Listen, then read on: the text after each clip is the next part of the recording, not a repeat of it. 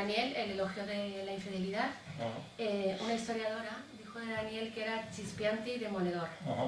Y según abrimos el arte del engaño, lo primero que vemos es que dices que el maestro Sun no es chino. Sí, efectivamente. Un poco... Bueno, esta historiadora que está jubilada, precisamente leyó el elogio de la infidelidad y me dijo, eres chispeante y demoledor, y lo que pasa es que me has convencido. Me he dado cuenta de que toda mi vida me he equivocado siendo fiel, ¿no? O sea, que en el libro la convencí para ser infiel. Aunque ya estaba jubilado y dijo, no lo puedo aprovechar como lo habría aprovechado hace unos años, ¿no? Y bueno, pues entonces parece raro, ¿no?, que justo el libro del estratega chino más famoso de todos los tiempos resulte que este estratega no es chino, ¿no? Pero es así. ¿Por qué? Enseguida se explica y no es tan extraño, ¿no? Hay dos hipótesis acerca de cuándo pudo vivir el autor del arte de la guerra, ¿no? No se sabe quién es exactamente el autor, no se sabe cuál es la época. Hay dos fundamentales, dos épocas sobre todo fundamentales.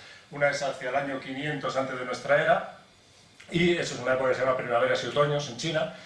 Y después hay otra época que es hacia el 340, entre el 340 y el 270, también antes de nuestra era, que es la época de estados, es parte de la época de estados combatientes. En esos dos rangos de fechas se mueve más o menos el autor, según las hipótesis, ¿no? Y entonces, en uno o en otro caso, resulta que China no existía. China fue fundada, unificada o creada por el primer emperador, Shi Huangdi, ¿no?, al que todos conocemos ahora por los guerreros de terracota, ¿no?, los guerreros de terracota que todavía protegen su tumba, porque la tumba está sin abrir. Estamos muchos impacientes porque la abran algún día y revelen todos los maravillosos tesoros que debió guardarse el emperador consigo, ¿no? Pero están ahí, se han visto los guerreros que la protegen, pero una tumba que no se abre por una razón curiosa, que es que resulta que se ha detectado que, tal como contaban las leyendas, está llena de mercurio, porque se dice que el emperador reprodujo todo su imperio bajo tierra y que ahí están los ríos de China hechos con mercurio. Y el mercurio es muy tóxico, tremendamente venenoso, y da mucho miedo entrar. También da miedo que la combinación de mercurio, oxígeno, etcétera, tal, de pronto se destroce todo lo que hay dentro y perdamos todas esas riquezas, ¿no?, por lo cual sería una tragedia. Y entonces, bueno, pues están esperando, tendrán que entrar con escafandras, etcétera, para poder llegar ahí a esos tesoros, que espero que sigan y que los ladrones de tumbas no se hayan anticipado y se los lleven antes de tiempo, ¿no? Y entonces, bueno, pues en cualquier caso, sea en el 500 antes de nuestra era o hacia más o menos el 300, con diversas hipótesis, China no existía, y entonces, pues, el maestro Sun es tan chino como, digamos, como Séneca es español, ¿no? Séneca es como mucho cordobés y podemos decir hispano, como mucho, ¿no?, por Hispania y tal, ¿no? O como San Agustín, pues es tunecino, pues claro, es tunecino, lo que hoy es Túnez vivía San Agustín, pero en ese sentido, ¿no? China no existía, él vivió en una época que se llama Zhou, la época Zhou, antes de que China se unificara, y entonces él es Zhou, pero no es chino, como tal. No sabemos en qué momento ha sido escrito, pero también hay una incógnita sobre el autor. No se sabe si fue el maestro Sun el autor del arte de la guerra. Sí, claro, el maestro Sun, sobre todo no sabe quién es el que se esconde bajo este seudónimo, ¿no? Maestro Sun, veréis que está escrito Sun Zi, no sé si aquí ya está escrito en algún lado, con ZI. Antes se escribía TZU, antes era TZU, pero se pronuncia igual, yo lo pronuncio peor que Lidia, de luego, no sé chino, no pronunciarlo bien, ¿no? Y el tse, este quiere decir maestro, ¿no? Entonces el maestro Sun, igual que Lao Tse, pues es el maestro Lao, ¿no? O el viejo maestro incluso podría ser, ¿no? Porque Lao es viejo, ¿no?, si me equivoco, ¿no? Y bueno, pues entonces no se sabe quién se esconde tras este seudónimo, o este apelativo, ¿no? Y ya digo que hay como esta teoría, por ejemplo, en la del 500 antes de nuestra era, se sospecha, bueno, hay una hipótesis bastante extendida, gracias al que se considera el mayor historiador chino, que se llama Sima Qian. Entonces este habla de un tal Sun Bu. Dice que existió una estratega que se llama Sun Bu, que este estratega vivió hacia el año 500 antes de nuestra era, y que estaba retirado como en una cueva, fuera del mundo del ruido, etc. Y entonces un rey, de un reino que se llama Bu también, pero no es el mismo carácter, aunque lo parezca, ¿no? En chino tiene esta dificultad, es muy polisilábico, ¿no? Muy semántico, muchos sentidos. Polisémico. Polisémico, exactamente, ¿no? Cada carácter o cada sílaba tiene muchos significados diferentes. Y entonces este rey, que se llama Helu, llamó al estratega, el estratega le contó su libro, que era un libro de 13 capítulos, y le gustó muchísimo, ¿no? Y le dijo, ¿no puedes hacer una demostración de esta estrategia que tú tienes, cómo funciona una cosa práctica aquí en el palacio? Y el Sun Bu le dijo, lo puedo hacer con tus concubinas. ¿no? Bueno, pues fantástica idea, con las concubinas vamos a hacer el arte de la estrategia. Llamaron como a 300 concubinas, las organizó en 2 batallones. Al frente de cada uno de los batallones puso a una de las favoritas del rey Gelu, y entonces empezó a organizarlas con tambores, empezó a dar instrucciones militares, etc.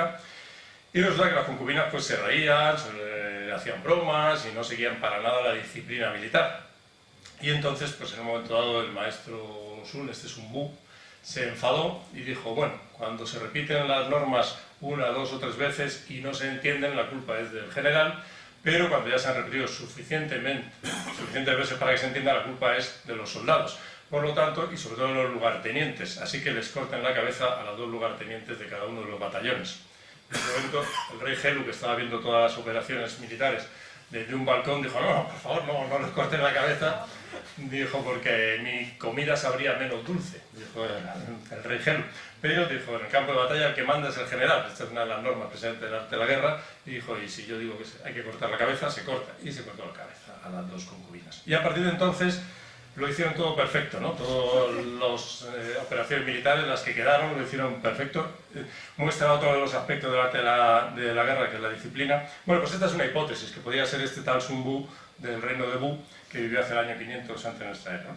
Y después en el otro, hacia el 300, pero hay otros personajes que podrían ser también, no está claro que sea este. La otra hipótesis nos lleva hacia el 300 más o menos, y se habla de un tal Sun Pin, y este Sun Pin decía que era descendiente del maestro Sun, pero se sospechaba también, se llama Sun Pin, es el mutilado, porque perdió las 2 piernas porque su enemigo le puso una trampa y le cortó las 2 piernas, y él se salvó fingiéndose loco, estuvo viviendo entre los cerdos, alimentándose de la comida de los cerdos durante mucho tiempo, etc., hasta que consiguió escapar de ese lugar y vengarse de su enemigo, de Pan Yuan, ¿no? Y se consiguió vengar. Este es otro candidato, porque durante mucho tiempo se dijo que este presumía de haber escrito su propio arte de la guerra, pero se sospechaba que en realidad no había escrito su arte de la guerra y que lo que había escrito era el arte de la guerra que conocemos.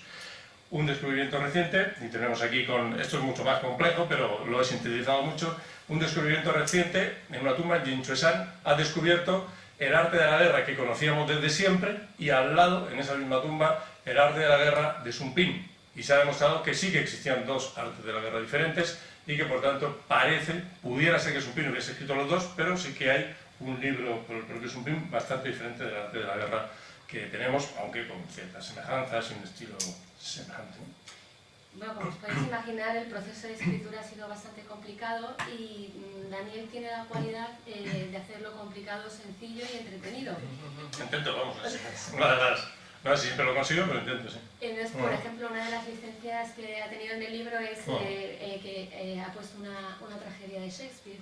Sí, he puesto una tragedia shakespeariana para contar precisamente esta historia que os he dado algunos datos de Sun Bu. Pues lo he contado en forma de tragedia shakespeariana en 5 actos, ¿no? Entonces he dividido en 5 actos la guerra entre los 2, sobre todo entre el reino este de Bu y sus 2 grandes rivales, que es un reino que se llama Chu y otro que se llama Yue, ¿no? Entonces he dividido en 5 actos esta guerra, también porque me fui dando cuenta al investigar, precisamente al ir sabiendo más y más datos, de que realmente tenía todos los ingredientes de lo que llamamos una tragedia shakespeariana. Tiene consejeros traidores, ¿no? Tiene consejeros que sin embargo son fieles, pero que por un soborno son llevados hasta el suicidio, se tienen que suicidar. Este consejero es muy interesante, Bu Zixu, del que se dice que a lo mejor fue el autor del arte de la guerra también.